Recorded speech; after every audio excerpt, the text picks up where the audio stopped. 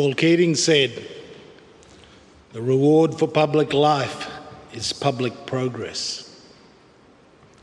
For one born estranged from the nation's citizenship into a humble family of a marginal people, striving in the teeth of poverty and discrimination, today it is assuredly no longer the case. This because of the equalities of opportunities afforded by the Whitlam program. Raised next to the wood heap of the nation's democracy, bequeathed no allegiance to any political party, I speak to this old man's legacy with no partisan brief. Rather, my signal honour today, on behalf of more people than I could ever know, is to express our immense gratitude for the public service of this old man. I once took him on a tour to my village, and we spoke about the history of the mission and my youth under the government of his nemesis, Queensland Premier Joe Bjelke-Petersen. My home was an Aboriginal reserve under a succession of Queensland laws commencing in 1897. These laws were notoriously discriminatory, and the bureaucratic apparatus controlling the reserves maintained vigil over the smallest details concerning its charges.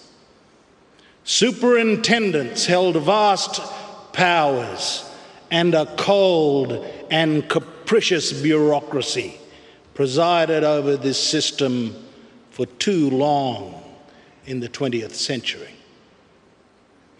In June 1975, the Whitlam government enacted the Aboriginal and Torres Strait Islanders Queensland Discriminatory Laws Act. The law put to purpose the power conferred upon the Commonwealth Parliament by the 1967 referendum, finally outlawing the discrimination my father and his father lived under since my grandfather was removed to the mission as a boy, and to which I was subject the first 10 years of my life. Powers regulating residency on reserves without a permit. The power of reserve managers to enter private premises without the consent of the householder. Legal representation and appeal from court decisions. The power of reserve managers to arbitrarily direct people to work, and the terms and conditions of employment. We're now required to treat Aboriginal Queenslanders on the same footing as other Australians. We were at last free from those discriminations that humiliated and degraded our people. The companion to this enactment, which would form the architecture of indigenous human rights akin to the Civil Rights Act 1965 in the United States, was the Racial Discrimination Act. It was in Queensland, under Bjelke-Petersen, that its importance became clear. In 1976, a Wik man from Arakoon on Western Cape York Peninsula, John Kawata, sought to purchase the Archer Bend pastoral lease from its white owner. The Queensland government refused the sale. The High Court's decision in Kawata versus Bjelke-Petersen upheld the Racial Discrimination Act as a valid exercise of the external affairs powers of the Commonwealth. However, in an act of spite, the Queensland government converted the lease into the Archer Bend National Park. Old man Kawata died, a broken man, the winner of a landmark High Court precedent, but the victim of an appalling discrimination.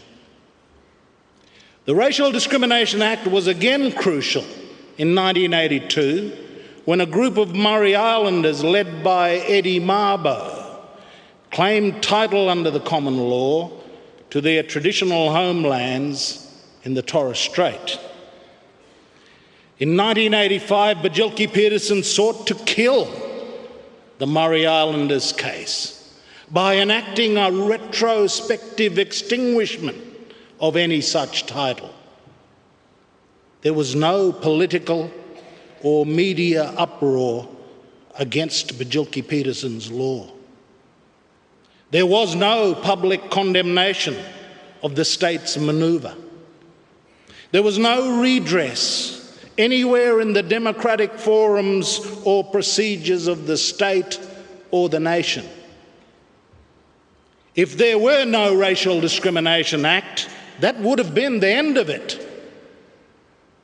Land rights would have been dead. There would never have been a Mabo case in 1992. There would have been no Native Title Act under Prime Minister Keating in 1993. Without this old man, the land and human rights of our people would never have seen the light of day.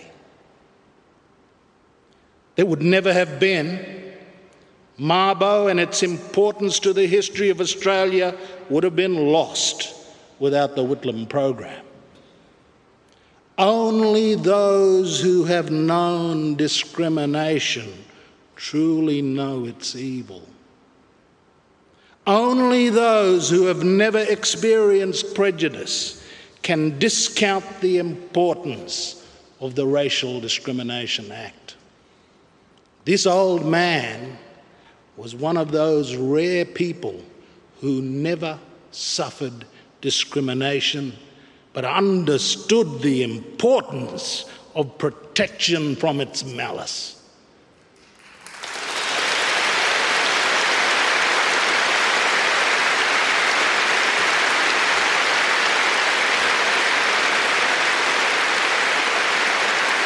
On this day, we well recall the repossession of the Gurindji of Wave Hill, when the Prime Minister said, "Vincent Lingiari, I solemnly hand to you these deeds as proof in Australian law that these lands belong to the Gurindji people, and I put into your hands this piece of earth itself as a sign that we restore them to you and your children forever."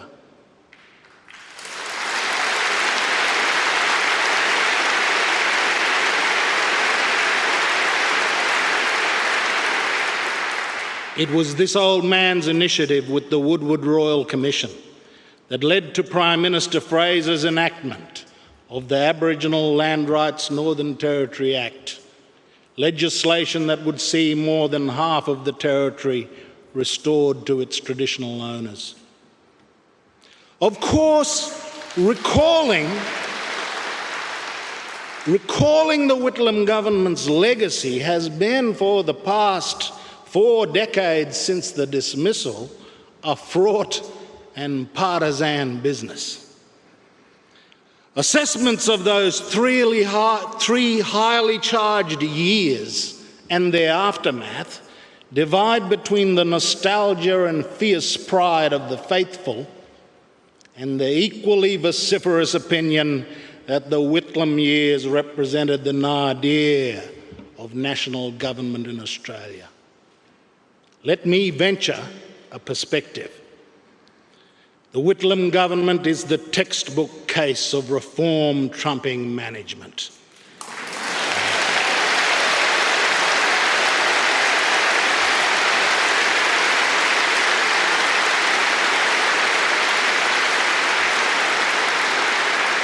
In less than 3 years, an astonishing reform agenda leapt off the policy platform and into legislation and the machinery and programs of government, the country would change forever.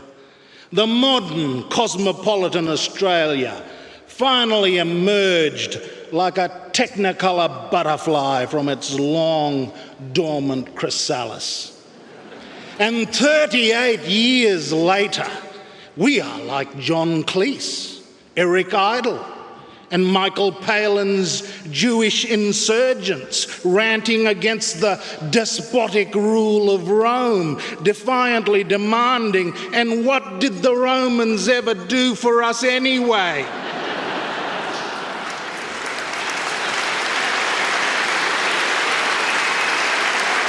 Apart from Medibank and the Trade Practices Act, cutting tariff protections, and no-fault divorce and the Family Law Act, the Australia Council, the Federal Court, the Order of Australia, federal legal aid, the Racial Discrimination Act, needs-based schools funding, the recognition of China, the Racial Discrimination Act, the abolition of conscription, the Law Reform Commission,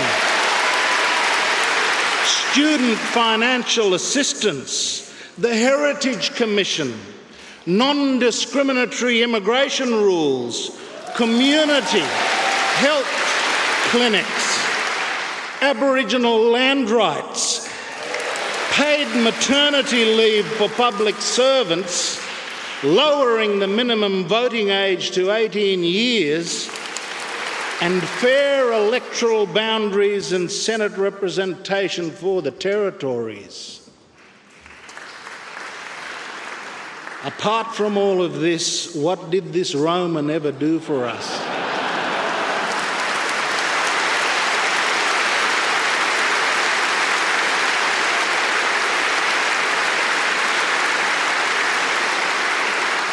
And the Prime Minister, with that classical Roman mien, one who would have been as naturally garbed in a toga as a safari suit, stands imperiously with twinkling eyes and that slight self-mocking smile playing around his mouth, in turn infuriating his enemies and delighting his followers.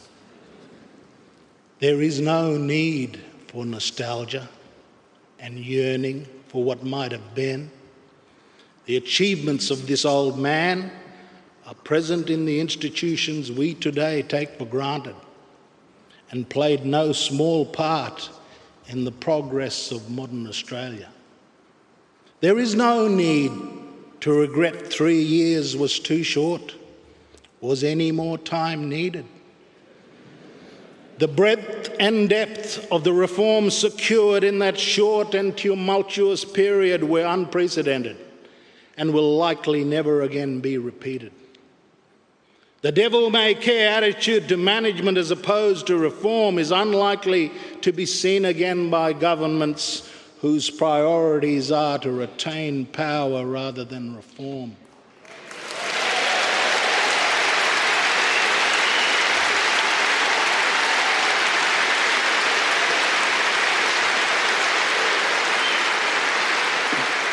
The Whitlam program, as laid out in the 1972 election platform, consisted 3 objectives: to promote equality, to involve the people of Australia in the decision-making processes of our land, and to liberate the talents and uplift the horizons of the Australian people. This program is as fresh as it was when first conceived. It scarcely could be better articulated today.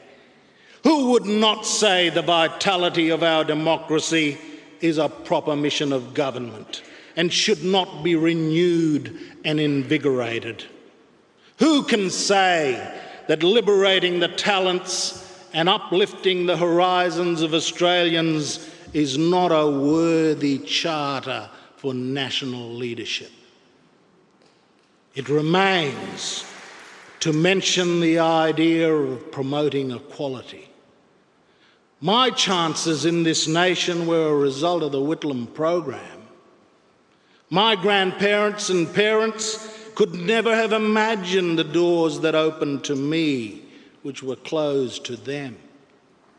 I share this consciousness with millions of my fellow Australians whose experiences speak in some way or another to the great power of distributed opportunity. I don't know why someone with this old man's upper middle class background could carry such a burning conviction that the barriers of class and race of the Australia of his upbringing and maturation should be torn down and replaced with the unapologetic principle of equality.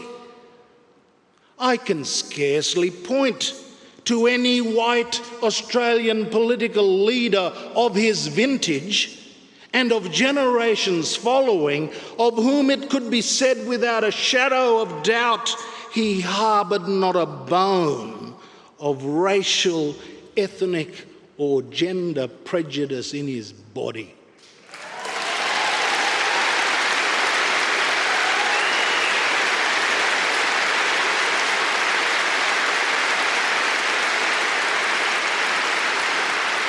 This was more than urbane liberalism, disguising human equivocation and private failings. It was a modernity that was so before its time as to be utterly anachronistic. For people like me who had no chance if left to the means of our families, we could not be more indebted to this old man's foresight and moral vision for universal opportunity. Only those born bereft truly know the power of opportunity. Only those accustomed to its consolations can deprecate a public life dedicated to its furtherance and renewal. This old man never wanted opportunity himself, but he possessed the keenest conviction in its importance. For it behoves the good society, through its government, to ensure everyone has chance and opportunity.